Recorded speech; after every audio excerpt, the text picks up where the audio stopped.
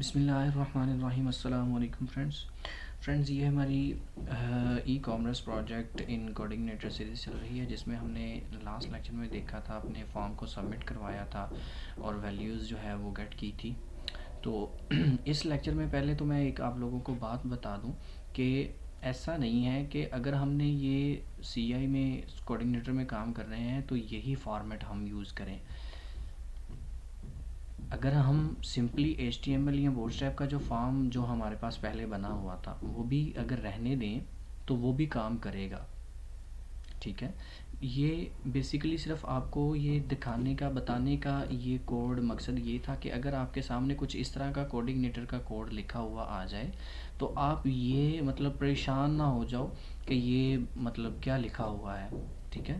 तो उससे पहले मैं आप लोगों को ये सब रिवर्ट करता हूँ और दिखाता हूँ कि वो भी चीज़ जो है वो हम यूज़ कर सकते हैं अपने कोऑर्डिनेटर के अंदर।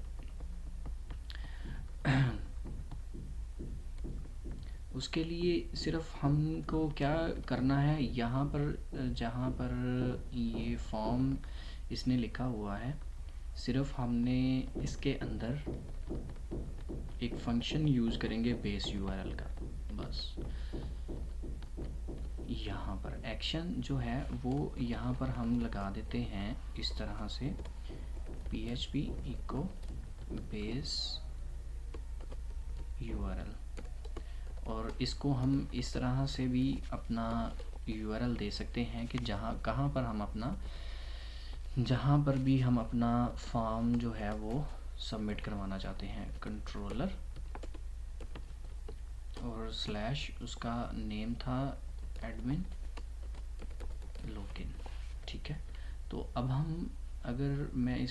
हम इसको करते हैं रिफ़्रेश और अब मैं इसको करता हूँ लॉगिन, तो फिर भी ये उसी पेज पर जाएगा। ये क्यों नहीं गया? क्योंकि the page you requested was not found. Sorry, इसको चेक कर लेते हैं कि ये क्यों ऐसा कर रहा है। क्या था? एड लॉगिन, सॉरी, ये प्रो है, लॉगिन फंक्शन एडमिन लॉगिन नहीं था, लॉगिन प्रो के नाम से था। तो यहाँ पर आएगा फंक्शन का नेम ये। तो अब हम इसको बैक करके रिफ़्रेश करते हैं, तो अब इसको मैं करता हूँ तो ये देखें फ्रेंड्स, देखा आपने कि उसमें भी हम कोऑर्डिनेटर के अंदर भी हम इसको इस तरह से फॉर्म को यूज़ कर सकते हैं। तो वो दूसरा कोड, ये वाला कोड बताने का सिर्फ ये फंक्शन था। यार,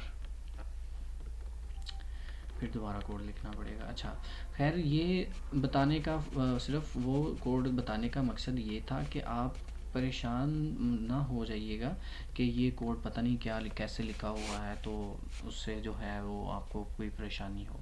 तो इसलिए अब आपके पास कोड वो मैंने बता दिया है फॉर्म। तो हर चीज़, रेडियो बटन हो या चेक बॉक्सेस हो या ड्रॉप डाउन हो, वो सब कुछ जो है वो आप कोऑर्डिनेटर के अंदर भी, कोऑर्डिनेटर फॉर्म के अंदर भी उसको लिख सकते हैं। तो होप आप लोगों को समझ आई होगी कि मैं क्या आप लोगों को बताना चाह रहा था। तो अब हम चलते हैं अपने वैलिडेशन पे।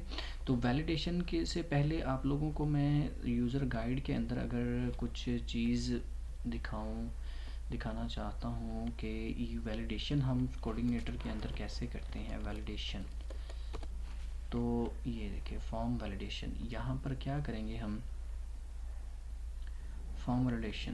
तो इसके लिए ये देखिए इसने क्या किया हुआ है, पहले हमें body form validation, form user name password, और ये फॉर्म हो रहा है सक्सेस पेज, और ये कंट्रोल, ये चीज़ ये यहाँ पर आते हैं। तो यहाँ पर हमें पहले एक लाइब्रेरी जो है वो लोड करनी पड़ेगी, लाइब्रेरी फॉर्म वैलिडेशन की लाइब्रेरी यूज़ करनी पड़ेगी, और यहाँ पर ये चीज़ लिखनी पड़ेगी कि अगर फॉर्म वैलिडेशन जो है वो रन ना हो तो दोबारा जो है वो हमें वही कोड, इसको हम क्या करते हैं, कॉपी कर लेते हैं यहाँ से यहाँ तक, और इसको हम पेस्ट कर देते हैं अपने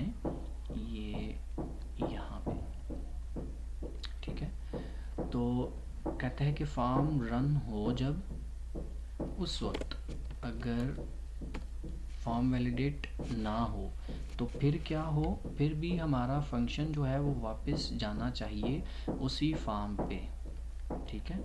तो उसी मतलब व्यू के ऊपर जाना चाहिए, और अगर जो है वो सक्सेस हो जाता है तो उसके बाद उसको लॉगिन करवा दो। लेकिन अभी तक हमने कोई आगे नेक्स्ट व्यू नहीं बनाया हुआ, तो इसलिए हम यहाँ पर सिंपल एको करवा लेते हैं वेलकम टू लॉगिन, ठीक है।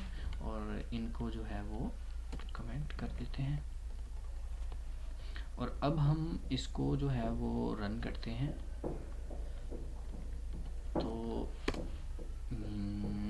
call to undefined function base URL line number 6, okay. तो हमें क्या करना है,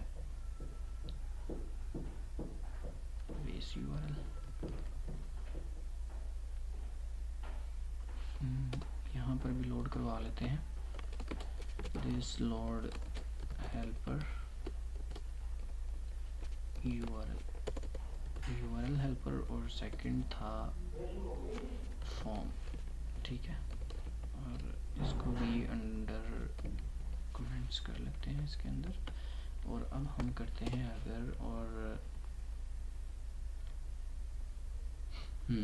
तो ये देखिए फ्रेंड्स, हमें कोई भी मैसेज शो नहीं करवा रहा और फिर दोबारा इसी पर आ रहा है, क्योंकि यहाँ पर हम क्या करवा लेते हैं, एक टेक्स्ट यहाँ पर सिंपल इसको कमेंट करता हूँ मैं, और यहाँ पर इको करवा देता हूँ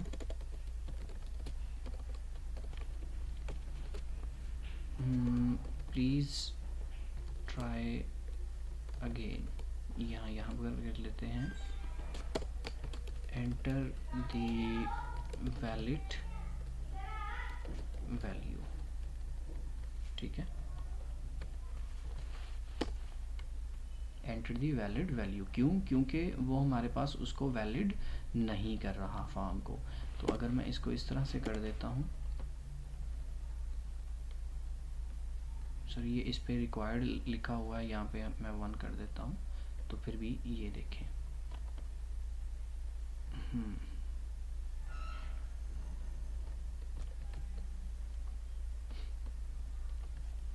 तो इस पे पहले हम क्या करते हैं, रूल्स जो है वो सेट कर लेते हैं कि हमें क्या क्या रूल्स जो है वो चाहिए। हमें यहाँ पर सिंपली जो है वो एक रिक्वायर्ड ही लगाना है रूल्स। तो उसके लिए हम क्या करते हैं, अपने डॉक्यूमेंटेशन पे चलते हैं। हाँ, यहाँ पर लिखते हैं सेट रूल्स। तो ये हम सेट रूल्स जो है ये हमारे पास रूल्स का टेबल लिखा हुआ है, और इनको सेट कैसे करना है वो भी हम देखते हैं। यहाँ पे ऊपर होगा ये सेट रूल्स, ये हम अपना लिखेंगे कोड यहाँ पे।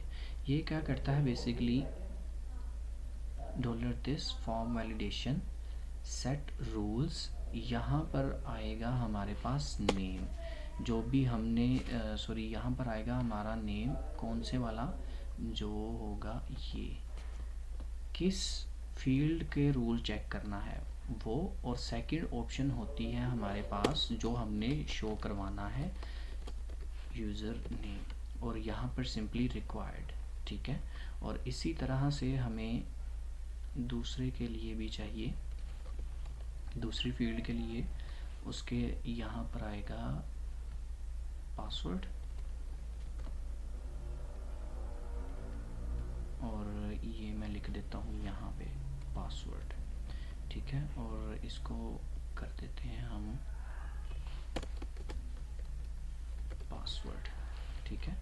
और मैं लॉगिन के अंदर से इस रिक्वायर्ड को अगर कर देता हूँ रिमूव, तो अब इसको देखते हैं। सॉरी, पहले हम इसको सेव शायद नहीं किया, तो इसको सेव कर लेते हैं। और अब हम यहाँ पर आते हैं और इसको रिफ़्रेश करते हैं और ये देखिए वेलकम टू लॉगिन, क्योंकि ये हमारे पास सक्सेसफुली वैलिडेट हुआ था। अब हम अगर इस पे क्लिक करते हैं, यहाँ पर मैं अगर ब्लैंक देता हूँ, अच्छा इस पे भी लगा हुआ है लॉगिन, ये रिमूव नहीं कर दिया हमने, कहाँ से आ रहा है? Input user name, okay try करते हैं। इसको करते हैं तो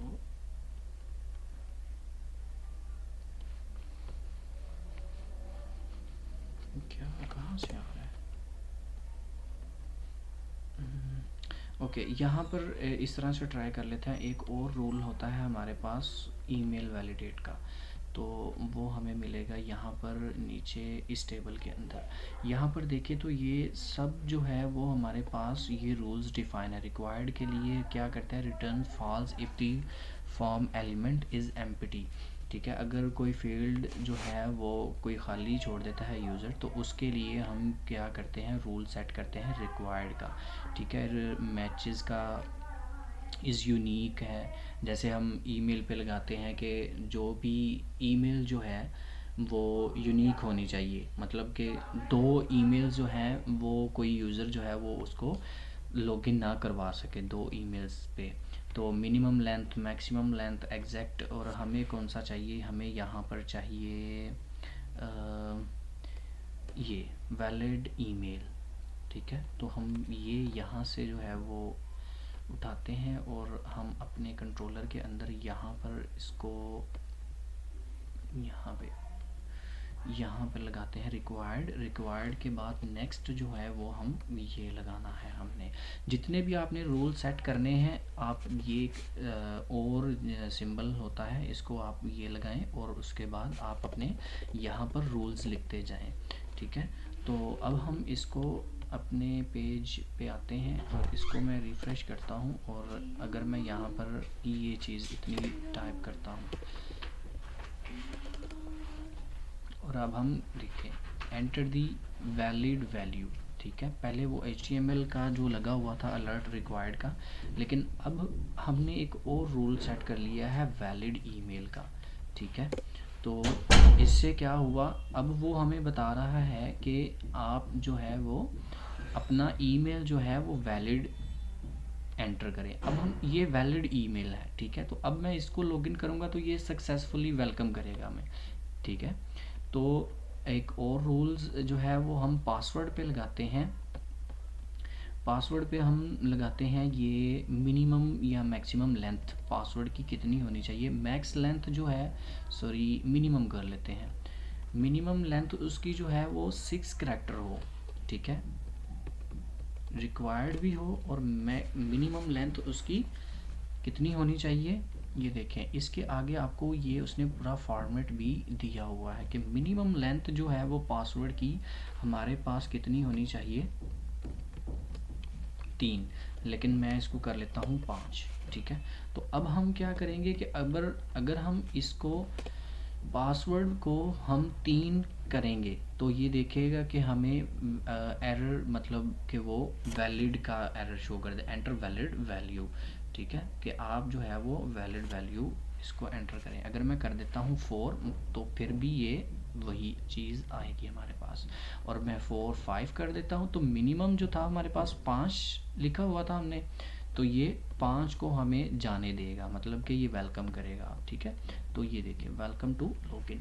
तो इस तरह से फ्रेंड्स आप जो है वो अपने फॉर्म सेट वैलिडेट रूल्स जो है वो सेट कर सकते हैं, और सेट करने के बाद फिर आप उनको किस तरह से चेक करना है, तो ये वैलिडेशन चेक करने के लिए ये कंडीशन हमें यूज़ करनी पड़ती है। और याद रखिएगा उससे पहले हमें ये ये चीज़ें जो है, ये हेल्पर्स और लाइब्रेरीज़ जो है वो लोड करवानी पड़ेगी। और ये हेल्पर और लाइब्रेरी क्या चीज़ें हैं, अगर ये किसी चीज़ को किसी भी फ्रेंड को अगर कोई कन्फ्यूजन है, तो आप हमारा कोऑर्डिनेटर सीरीज़ जो है, इंट्रोडक्शन लेक्चर जो है वो उनको गो थ्रू कर लें।